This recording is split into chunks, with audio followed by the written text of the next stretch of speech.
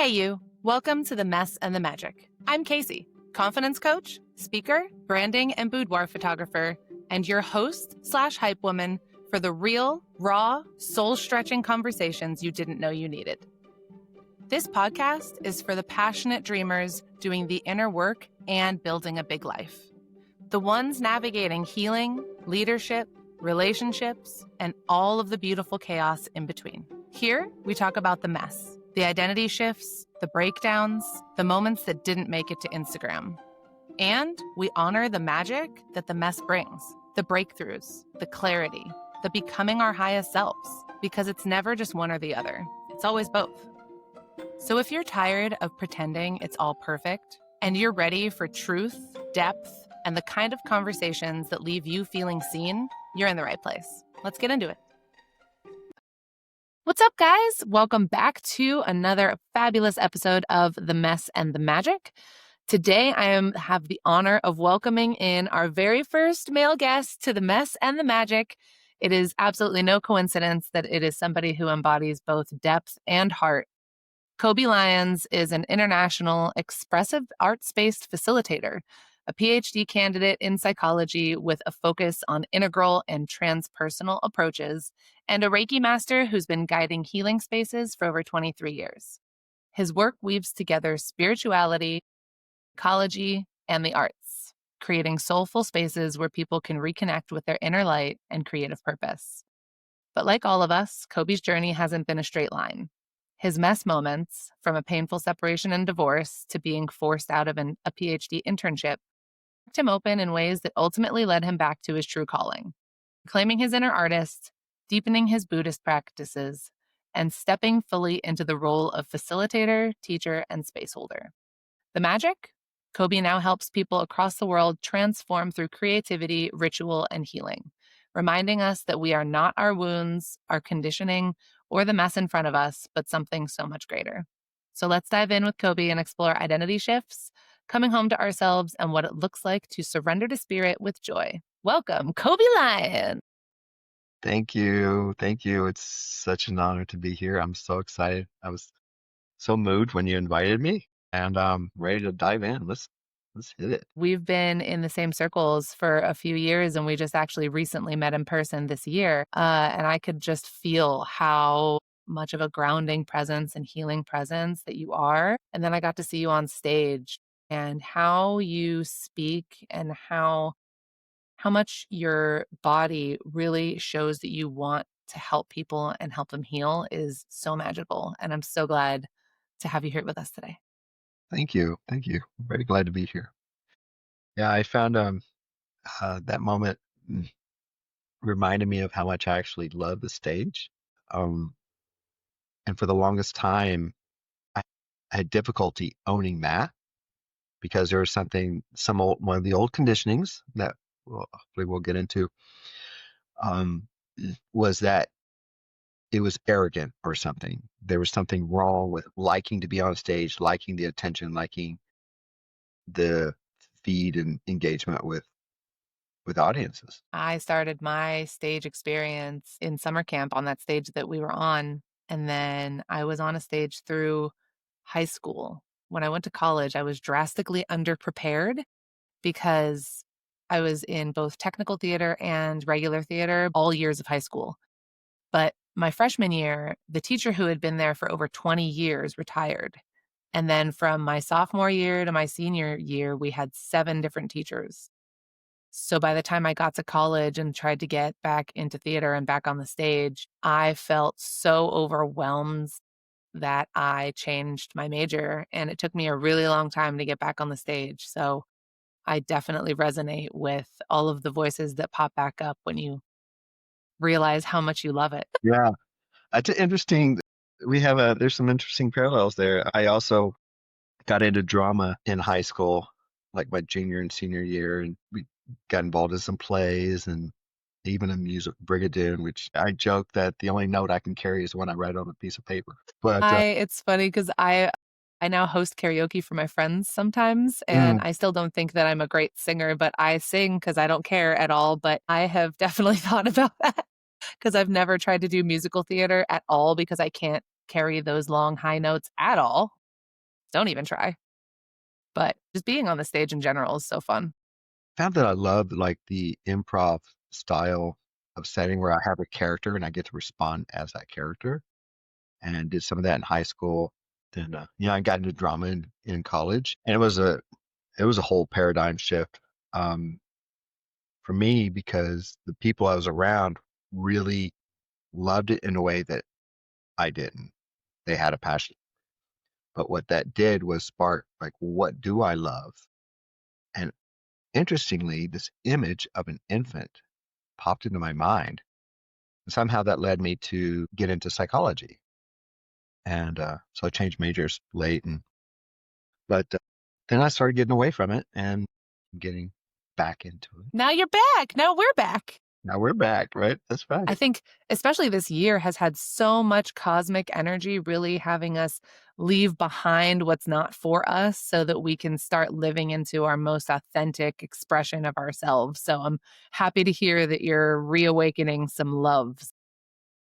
Yeah, I really appreciate you putting it that way because this feels like a segue for the next thing because that's been something that I've been going through lately.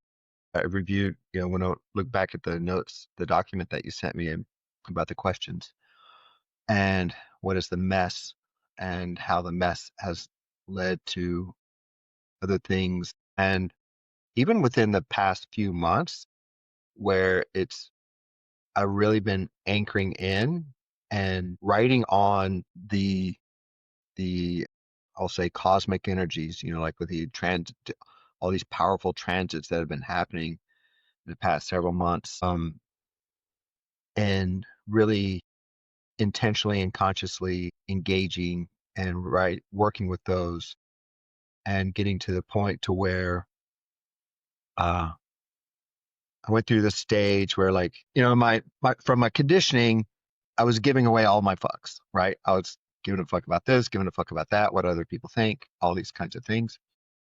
And then through the blessing and grace of sitting in ceremony with some plant medicines, I got to a point to where I had no fucks to give. But now I recognize that I do have some fucks to give, but now I am being very judicious and stingy with where I'm giving those fucks, what I care about. So it Hmm. got me into what do I care about? What brings me joy? And that's where I'm gonna where I'm gonna give a fuck. So if somebody has some kind of like, you know, they get all like, their underwear gets crinkled up or something and they Their panties in a bunch. I was I was trying to find another way to phrase I that. love it. No, I love it. Yeah. But where somebody says, "Oh, you didn't do this," or like, "What about this?" or ask some kind of question, like some kind of like kind of a gotcha question. And one of the things I've been really sitting with is just not responding, which has been hard for me, especially from my conditioning. That was one of my I guess defense mechanisms. Like, oh no, I need to fix this. I don't want them to think poorly of me, which came down to an older wound of not wanting to be rejected or abandoned and things like that. Right. So And that love is conditional, yeah, and love is that you conditional. Exactly. have to be a certain way for people to accept you. Yes. And just chasing chasing the butterflies of other people's opinions, Mm, beautiful you know. visual. I don't know if you ever saw there was this I love this little thing. It was like a little simple program that was part of a screensaver back when there were screensavers. And this it literally said, click here for the meaning of the universe or the meaning of life. But the way it was designed is the moment you moved your mouse on it, it would jump. Right. And it could never be clicked. And that's what it felt like trying to chase other people's approval. Mm. And then once I like got through that, worked through that, found that it's so empowering and liberating not giving fucks there, right? Not giving a fuck about any of that. And let them think, let them feel whatever they want to feel. And then I noticed that the more time that passes, that energy dissipates and it just becomes a non-thing, a non-factor. And then they realize that I'm not going to play that game, and I like not playing that game. Play other games. I completely understand and resonate with what you were feeling about giving all the fucks because of our conditioning and not responding. Number one thing I've been learning this year, especially, is that silence is so powerful. And going back to someone like Maya Angelou, who only used her words intentionally, and how much we overspeak has been really interesting to me. My whole life, I have beautifully been shifting and waiting to respond and learning how to feel the feeling as it's coming up before I let it just explode out of me. Right. Right. Did you Right. used to be more emotionally reactive, or like when you were feeling emotion, how did that come out of you? It was, yeah, I was, I would say that if I would feel fear, then I would try to fix it, try to like apologize, explain myself and explain, and even see the subtle ways of the, the nudge to explain myself.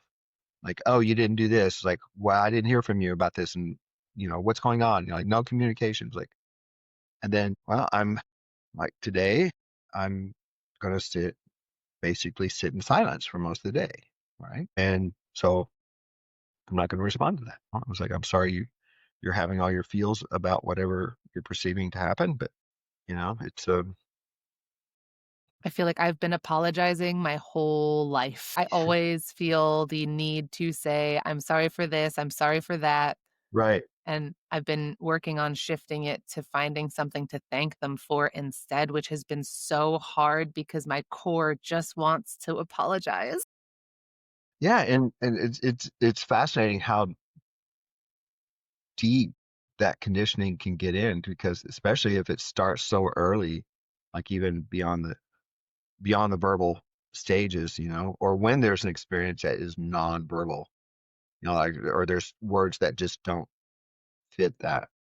Mhm. Yeah. And you mentioned waiting to respond, which um and I know you're into human design, which is that's also my strategy as a manifesting generator, a 3-5 manifesting generator.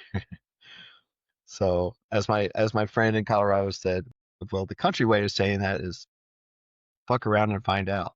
Nice. That's so good. Yeah, yeah, that's the way it goes. And I do enjoy that. Like, I will plan very basically what I need to do, create like maybe like, especially like when I do workshops, kind of scaffold it, but I won't try to fill it in, because I do better when I'm responding to what's happening in the space. One of my favorite examples of that is when I was in Egypt for an expressive arts. There was an expressive arts retreat, which in actuality was a tour of Egypt with an Egyptologist with expressive arts to facilitate us to process our experiences. You wanna know the craziest thing? I literally have a poster for a tour of Egypt with an Egyptologist that somebody referred me to in Sedona, who is helping lead it. So that is a very strange serendipity that this just happened this past weekend and you're telling this story. So I so apologize for interrupting you, but I had to tell you how crazy this is. I love that. Egypt's phenomenal. Yeah, I mention it that way because it was presented as a retreat, and I've done retreats. I've helped facilitate retreats, This was not a retreat. not a retreat. The person who was actually my colleague who actually set it up, I don't think she really had a clear understanding what a retreat is, but she used the words. But it was fine. It was still a very powerful and transformative experience. Um, so I went there early, and she does these trainings of in expressive arts therapy facilitation, and so she's created this program, and so I went and presented to one of her cohorts, right? And I had planned to something that was pretty academic in a lot of ways, is how to apply expressive arts approach in arts-based research, which is kind of a new thing, but it hasn't quite, not everyone accepts it for probably many reasons. And so I'd gotten there at the second half. It was about 3 hours, and I got there after their break. And they'd been preparing, talking about and going over their presentations. They had to do a final presentation. So when I get there, like when I read the room, I was like, oh, it would be such a mistake to give this presentation. They are not in the space to hear it. It'll probably bore them, or they just probably couldn't even process it. Interesting. And Okay. also, yeah, and also realize that a lot, it might not even apply to a lot of them, because it's usually something where somebody wants to go on and do further research and maybe get advanced degrees or something like that. But so I said, okay, I told them, so I said, I had this whole thing planned to present on arts-based research and how to apply expressive arts in arts-based research. But we're not going to do that today. So on the spot, I, I led them through these exercises, and I wanted to get them out of their head. It was just following this intuitive and having the courage to listen to that intuitive thing, that guidance, and do that. I'm constantly impressed on how much courage it sometimes takes to follow that. What was the result of that? Did you get good feedback on what you actually did? Oh, it was amazing. Yeah.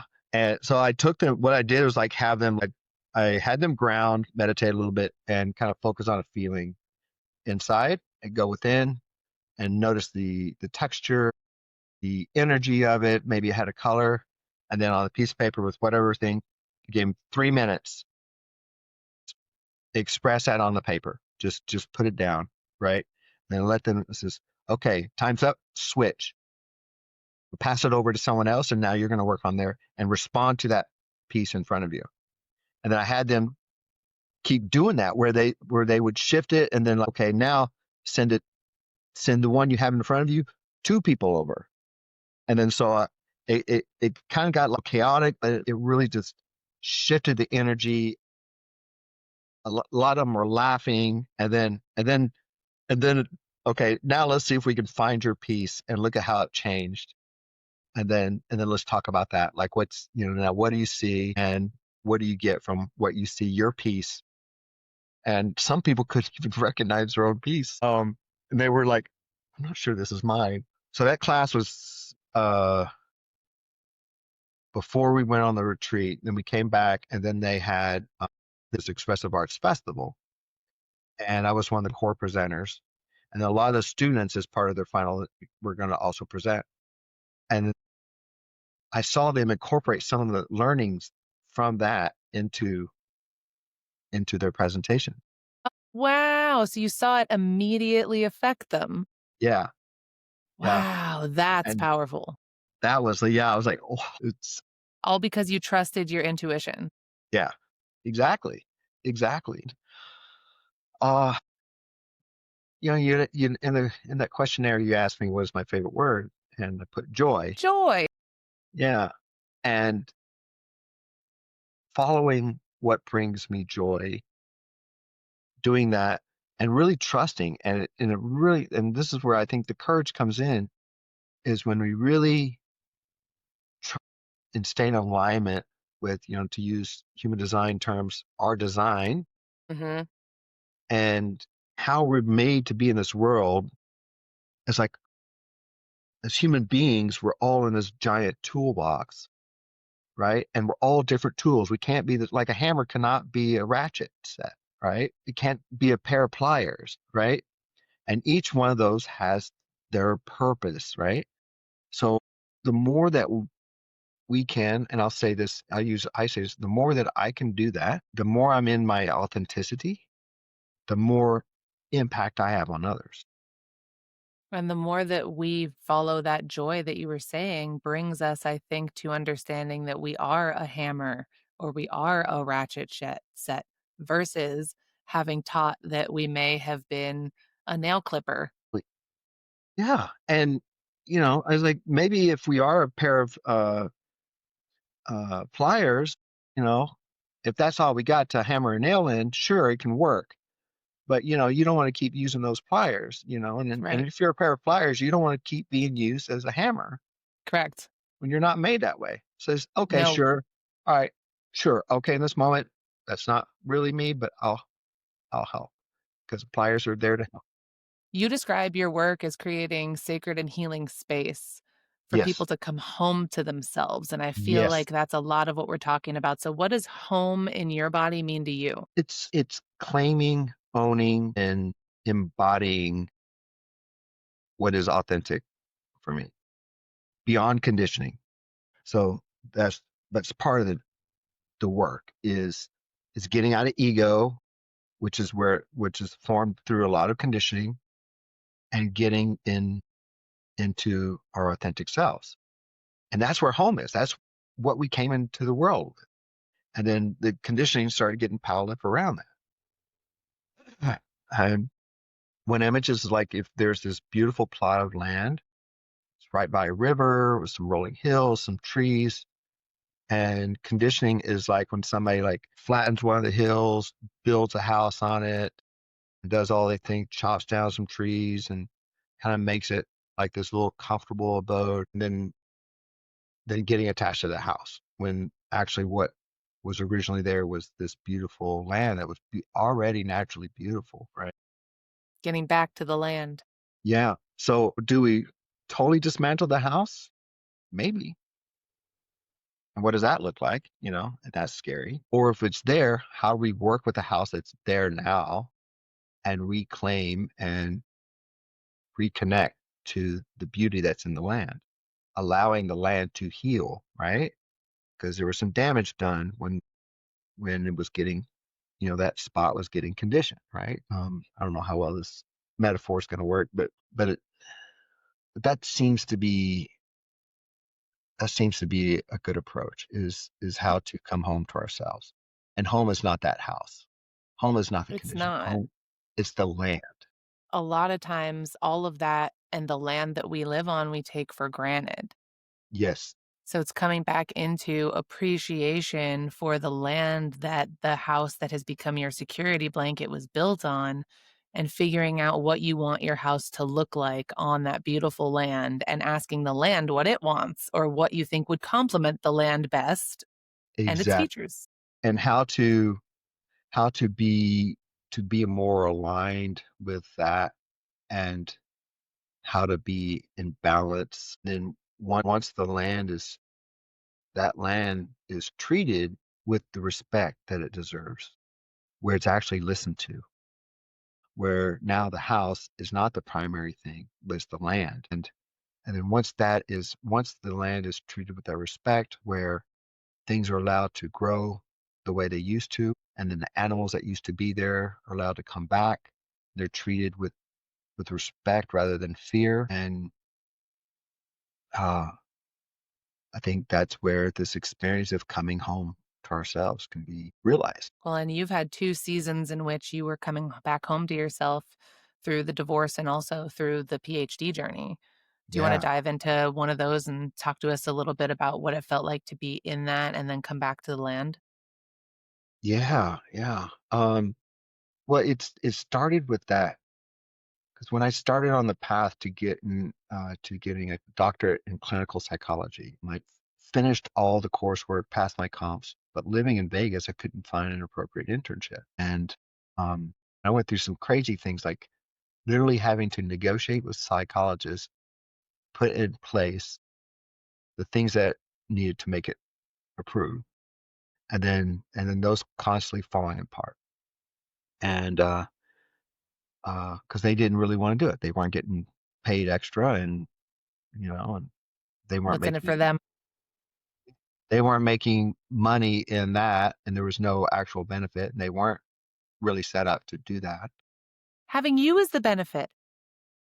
Yeah. Well, the time I didn't even realize that. I knew that um, I was good at being present to people and listening to people and things like that. But I was still caught up in my old conditioning at the time as well, to be completely honest.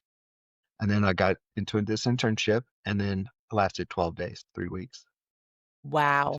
I was already, it was already, I was already being sabotaged by the other intern. The reason I even knew that is somebody says, "Hey, by the way, I want you to know something is that that other person, she was going behind your back and talking to the supervisor and complaining about you, saying how you're doing this, how you're doing that, how you're this and that." And I mean, it was in a psych ward. It was in one of those places where it's like they literally, my supervisor literally said, "Yeah, we just patch them out and send them out there." So they had no interest in actually really helping people. And I really want to try to find a way to help people and really try to be practical. Like, let's just, maybe they just need someone to see them as a human being and not as a, a diagnosis, right? Hmm. And and so once that ended, like I thought it was over, and that led me to some other institutions where I really started reevaluating and really finding what I love to do, and felt like the spiritual piece was missing. I had this interesting dream. This is anecdote. It's like when I started the PhD program, first year in, first semester, um, we were doing a dream work class. And I remember having this dream of being in this Adobe-like setting, like you find in New Mexico. And you know how some of those they have like these benches like that are built in and it's part of the Adobe, right? Like that, and they're big enough for someone to lay on or whatever. So I was in one of these. I don't know if you're how familiar you are with Star Trek. Pretty familiar, but not an expert. Okay. Well, there was a one of the series. I forgot exactly what it was called. Next Generation, maybe, with Jean-Luc Picard, Patrick Stewart. So in this dream, Patrick Stewart, as Jean-Luc Picard, was dressed as a priest in the full garb, and he was asleep on the thing. And I felt like that part of me went to sleep when I entered in that program. It took me a long time to realize the meaning behind that. But once I got out of that and got into this other program where I was introduced to expressive arts, where I met a mentor in doing clay work, where it really awakened that. And he would Was ask that me, in "Are Las you?" Vegas? No, it was all in California, but it was a low residency program at a school called Sophia University, Mm. which used to be the Institute of Transpersonal Psychology. And so I was in what they call global psychology, and it was a non-licensing program, but for people who use psychology in their work, right? And having that background. And so they would have these twice a year. They would have these seminars for about a week, and this guy named Tom Wolver, a little self-taught artist living up in the mountains of Santa Cruz, came and presented on the shadow. And then he was offering these sessions with clay and taking people through this process of working with clay. And something just clicked in me. And then I just, and he said, "Coby, you got to do this." So I started mentoring with him, and that's when I got into clay, and then further on got into art. So that was the beginning of awakening. And he would always ask, he would ask all of his students, anybody that comes to the studio, "Are you an artist?" And I went, he says, "The answer is yes." And so he forced us to really reclaim that, right? And I would say artist with a Put the small, hat on of yeah. artist. Well, it's Yeah. just that natural creativity within us, and and then from there that then the school got bankrupt, and I ended up having to switch to another school, which allowed students to transfer without losing credits. Well, that's great. Yeah, so that's where I am now. But that was one of those that was kind of like a beginning because it's that's where this awakening started happening, and that led me into doing this deeper work from that creative perspective. And then from 2020, 21, and 22, I did intensive training in expressive arts therapy facilitation. And then now I serve on the board of the International Expressive Arts Therapy Association board. And then from there, I've done online presentations, uh, taken people through processes, and went to Taiwan and presented in Taiwan. Wow. That had to be powerful too. Yeah. Well, and my ex is from Taiwan, but so that was kind of the beginning. But when things really, really started to ramp up was when I literally heard the call to literally said, you need to do mushrooms. It was literally like that. And I was like, where's this coming from? Like I hadn't even You're thought like, that about it. wasn't my voice. That wasn't my inner voice. Yeah, no, I hadn't even thought about that. I wasn't looking for it. I wasn't like, and so I said, okay. And then they finally came to me and I started having some experiences and that started waking things up in me. And then the next time when I was actually at Tom's, he has a cabin out in the Santa Cruz Mountains outside of Watsonville. There's this other guy there that I know, a young guy, and he was talking about a ceremony that was coming up. And that was and I thought it was gonna be mushrooms. San Francisco. It was in the Bay Area. So it's, you know what, send me your email and I'll give you the information. I said, okay. I send the email and I actually brought some mushrooms because I was thinking about doing a solo journey.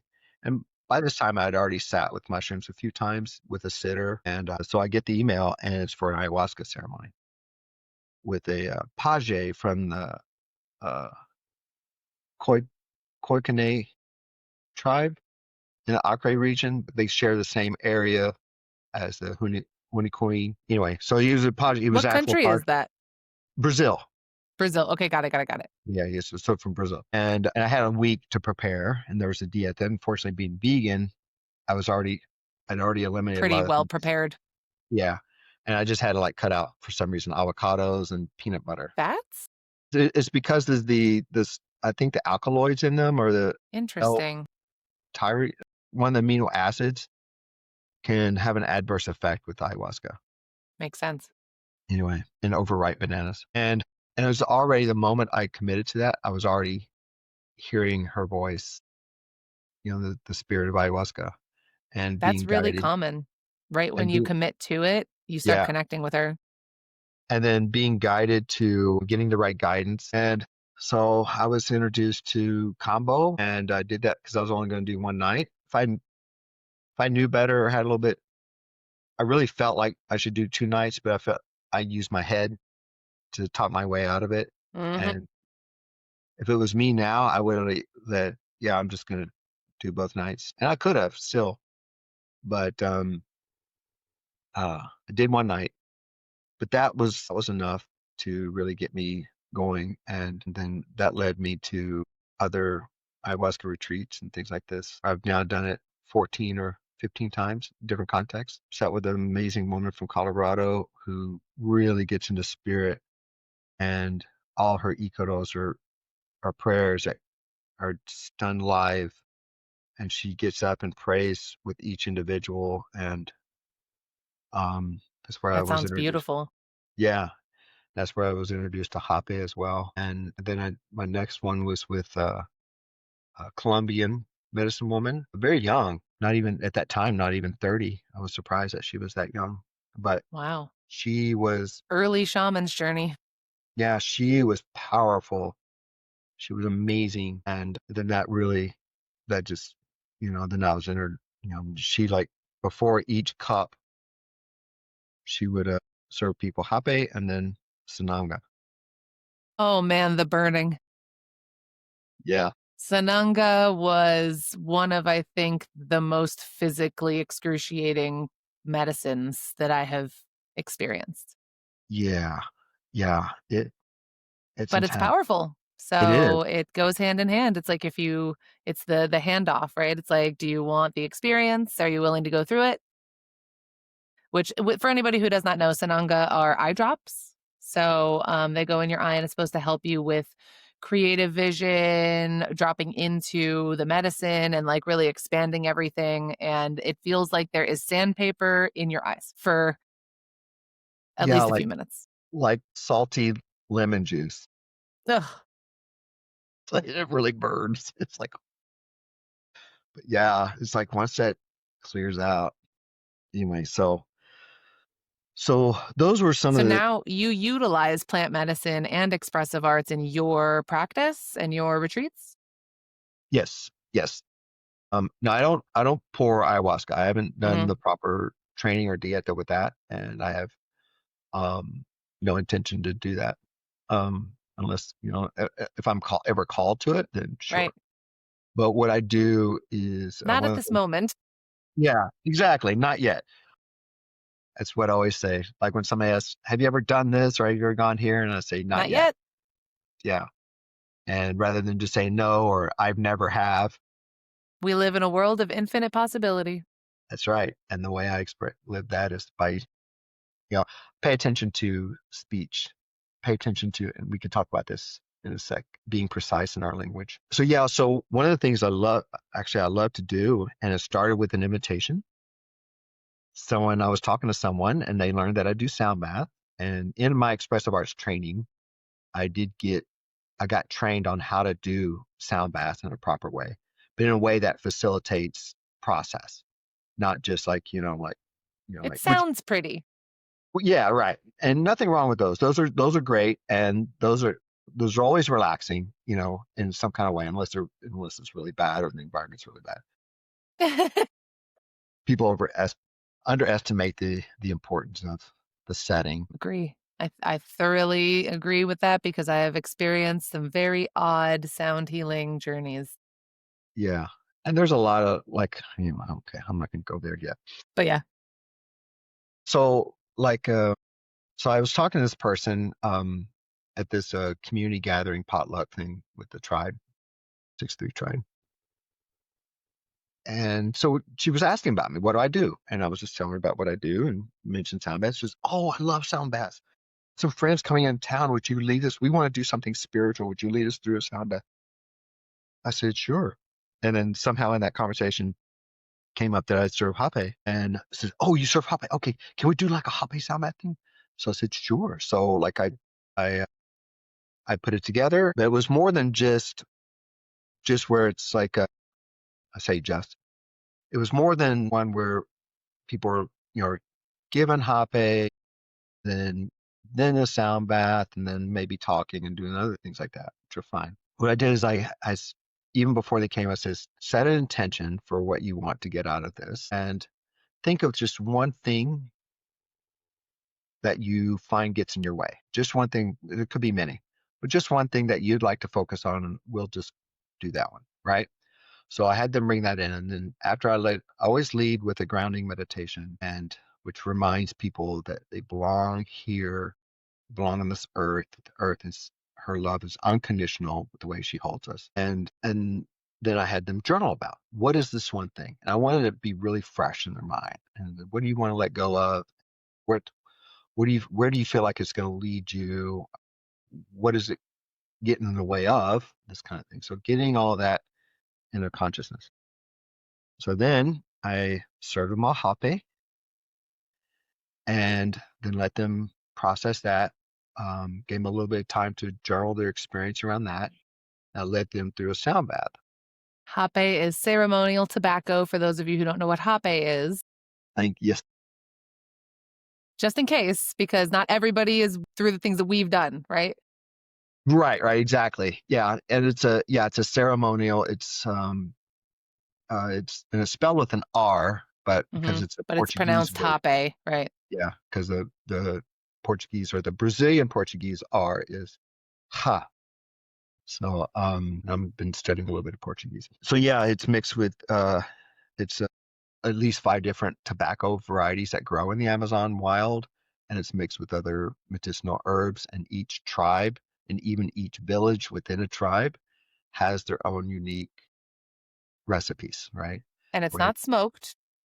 yeah, it's not smoked; it's blown into the nose. So either one blows it themselves, or is blown with what's called a tepe, right, and shoots right in the nose, and then you blow it out. You don't breathe it in. You don't swallow it. So grounding meditation, hape. Right. Sound bath. And then I had them journal, and then we talked a little bit about their, then I had them, so what was it that you wanted to let go? What did you want to, what do you want to become manifest now that you're letting that go? Like that's getting out of your way. What are we doing here? And so talked about that. And then I had them write the one thing that they were going to let go of on a piece of paper. And then literally like had them do like this, like take the piece of paper and crunch it like this, and then make it into like this little flower, right? Just like a little rough flower. And I had a fire prepared outside. So I had them stick these little flowers in this log, and then we lit it on fire and we did this thing and it did some drumming and stuff like that to release To it. release. And I could feel the energy. I could Mm. chills just thinking about that moment. And then we had a potluck and we talked about that, and just the powerful conversation that came out of that. I literally had somebody like more than a month after that tell me that she's still processing that experience. Wow. So I say that not as a way as like, hey, well, yeah, look at me, I'm so fabulous. I mean, Obviously, we all are. yeah, exactly, and that's how I mean that. But Healing is beautiful. The human interaction and experience of creating vulnerable space of healing and transformation is so beautiful. it's like when I get out of the way and I follow this, and like where I can be the tool that I'm made to be, right? That I'm designed to be. What amazing things can happen. Like you give the right And person a hammer, and right. what they can do with a hammer or saw or whatever, it's mind blowing. I mean, a ton of, carpenter work is just fascinating with all of their tools and things and how they create such beautiful structures for us is so fabulous. What you can do with your tools is immensely expansive. And one of the reasons that I love that you're on with us is that in my experience, I have known both men and women to be in the work and doing the work, and more men are getting into it as we speak. And you lead a lot of men's groups. So, how does it look to like hold sacred space for men, right? Like in a world that is not the most friendly for men right now. I feel like the pendulum of everything with like feminism and then like being like a woman's world has just come to this like point, and it feels so strange for so many men that I know to be in their masculine energy. How do you navigate that in these groups? I love that question. One, I'll say that the pendulum shift is actually quite necessary, but it is difficult. And what that leaves for a lot of men is like, now what? Now how do I be a man? What does that even mean? Right. And what does it mean to step into my divine masculine?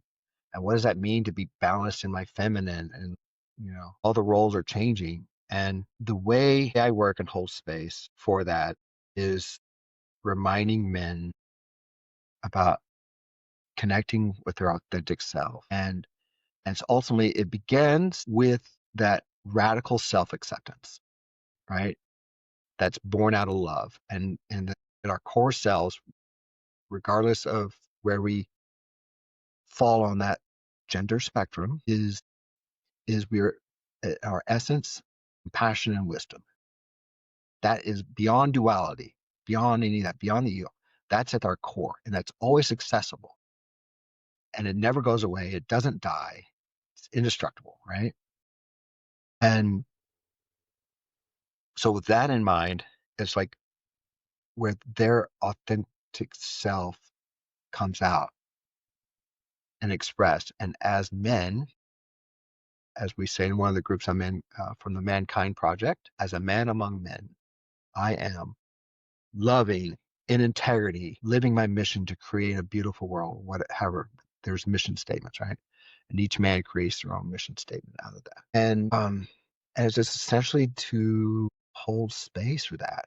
And then in this other men's group that was created by my friend Mike Pierce called the Transformational Men's Group. I joined on because with my to bring in my experience with working with groups. I've done a lot of training, group facilitation, sat in many groups, and through my years of training, like in psychology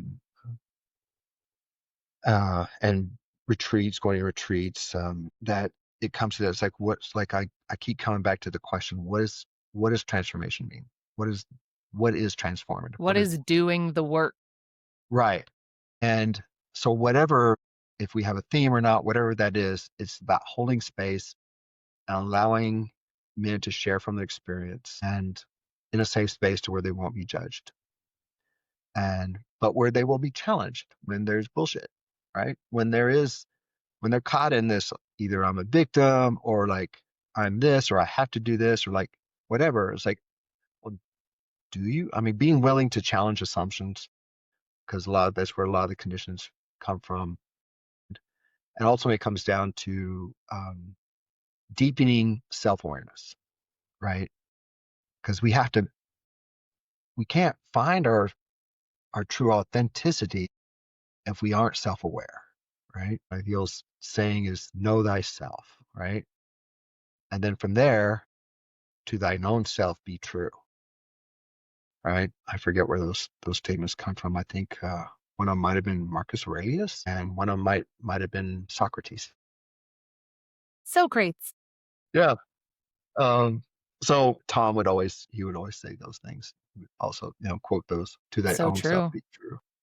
Well, and our self can shift, right? I know that you had talked about identity shifts in that questionnaire too, is and being able to hold that space open for people to shift back into more of themselves in identity. Right. And I would be careful about what that means because it could, like, are they going to create another new persona or what? So what does it mean to be themselves, right? What does it mean to be ourself? So it goes back to that authentic self, right? And What's then been the biggest identity shift for you in your life?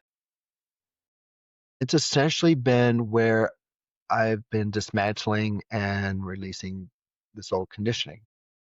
Like I'm slowly dismantling that house so that I can create something that is more in alignment with the land I'm into, right? Um, and but not throwing out the baby with the bathwater, finding the gold in there, right? And reclaiming that gold and taking what's good and say, okay, this was good. This was good, and this sprung out of something good. This is where the analogy is falling apart. But I think it comes down to the identity shift is where I'm dismantling the conditioning and coming out of that and being more true to being more in alignment. So that's the whole coming home, right? So it's not like I'm creating something new. I'm just giving space for what was already there, what I came into this world with. And when we were kids, we gave no fucks, and the fucks that we gave were such fun fucks. We were Yeah, so passionate and playful and energetic and creative.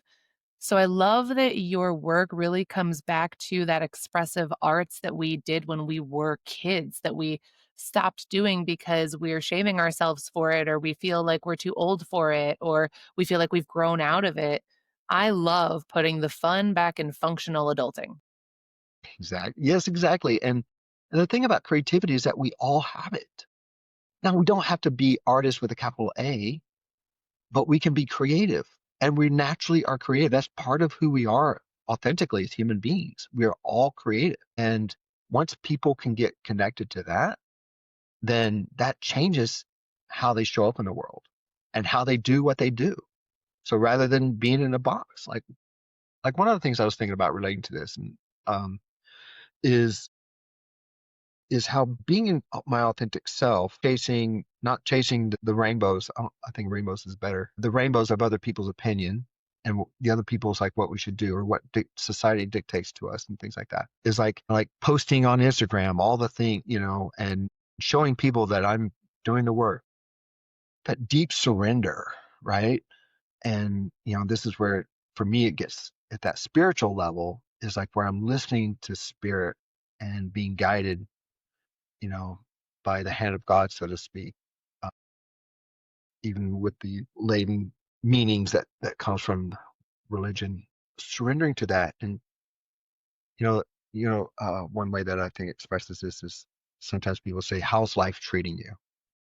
I would say, "Life's not treating me anything." It's like I'm dancing with life, I'm engaging with life.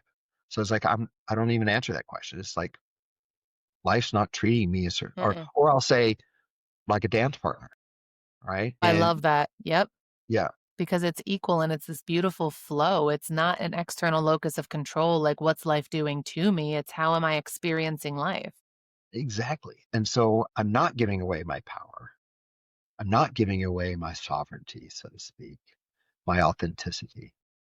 I'm actually, life wants to dance with me. Life wants to dance with all of us and wants us to wake up and stop surrendering. Because it's like we keep saying, like, oh, I'm this or I'm that, and life is so hard. And life says, oh, well, if you say so, you know, Exactly. Well, yeah, because whatever you say, you're definitely right.